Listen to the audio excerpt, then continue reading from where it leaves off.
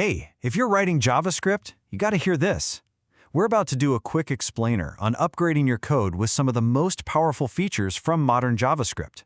The kind of stuff that makes your code cleaner, safer, and honestly, just way more fun to write. So let me ask you this.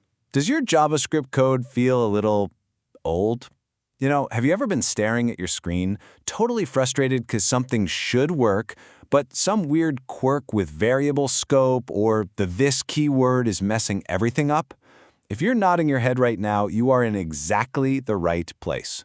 Let's talk solutions. All right, let's jump right in with our first big upgrade, how we declare variables. For forever, all we had was var. And look, it got the job done, but it had some, let's call them unpredictable behaviors that could cause major headaches. It's time to meet its modern replacements, let and const. Okay, this slide right here gets to the absolute core of the problem. On the left, you see var. It's function scoped, which means if you declare a variable inside, say, an if block, it just leaks right out into the rest of the function. That's a recipe for some really strange, hard-to-find bugs. But now, look at the solution on the right, let. It's block scoped. That means the variable only exists inside its block. Try to access it from the outside, you get an error. And that error is your friend. It's predictable, it's safe, and it stops bugs before they even start. So here are your new rules of the road. It's actually super simple. Use let for any variable you know is going to change value. For everything else, and I mean pretty much everything else, use const. This locks the value in so you can't accidentally change it later. It's a fantastic safety net. And because both are block scoped, there's really no good reason to use var anymore. Just say goodbye. Moving to let and const also gives us this awesome safety feature with a super cool name, the temporal dead zone. It sounds like something out of a sci-fi movie, right? But what it does is really practical. All it means is that you simply cannot use a variable before the line where it's actually declared in your code. If you try, JavaScript will throw an error, full stop. This single feature prevents a whole category of bugs where you might accidentally use a variable before it has the right value. All right, our next upgrade tackles one of the biggest, most confusing pain points in old-school JavaScript, the this keyword.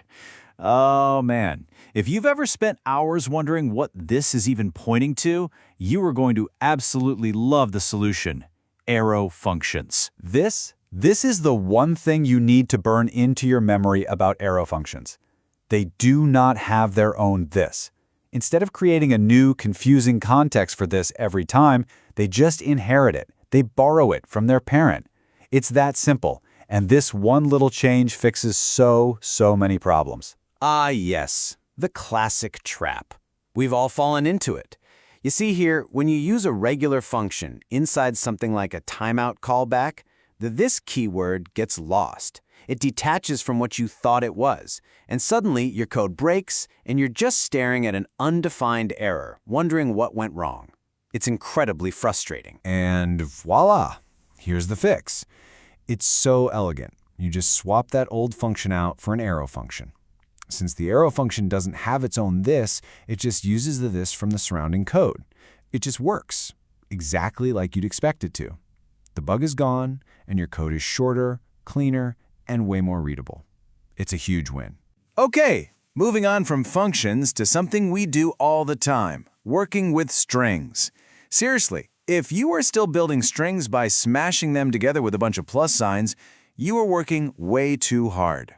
It's time to supercharge your strings with template literals. So, template literals, you just use backticks, that little key next to the number 1, instead of quotes.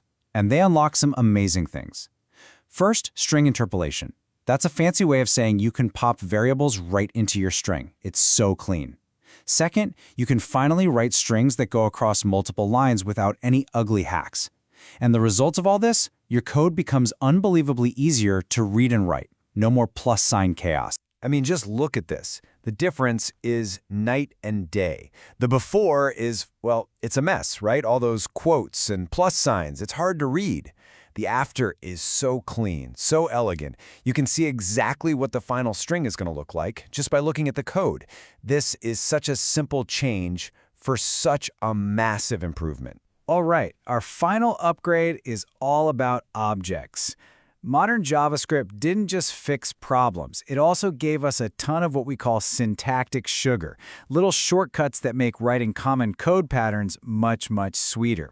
Let's check out enhanced object literals. So there are 3 awesome upgrades to know about here. First up, property shorthand.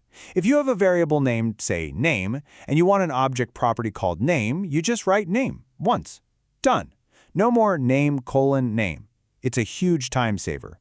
Second, method shorthand. You can now define functions inside an object without the function keyword and the colon. It just looks cleaner. And third, computed properties. This one is really powerful. It lets you use a variable as the name of a property key. This is amazing for creating dynamic objects. So, to wrap this all up, here's your new modern JavaScript toolkit. We've got let and const for way safer, block-scoped variables. We've got arrow functions to finally solve the this puzzle once and for all. We've got template literals to make working with strings an actual joy. And we've got enhanced object literals to help us write less, more powerful code when building objects. Each one is a game changer, but together they totally transform the way you write JavaScript. And that's our tour. You've seen the upgrades, you've seen how they fix all those old, annoying problems and make your code so much more robust. So now the only real question left is, which one of these are you going to go try in your code, like right now?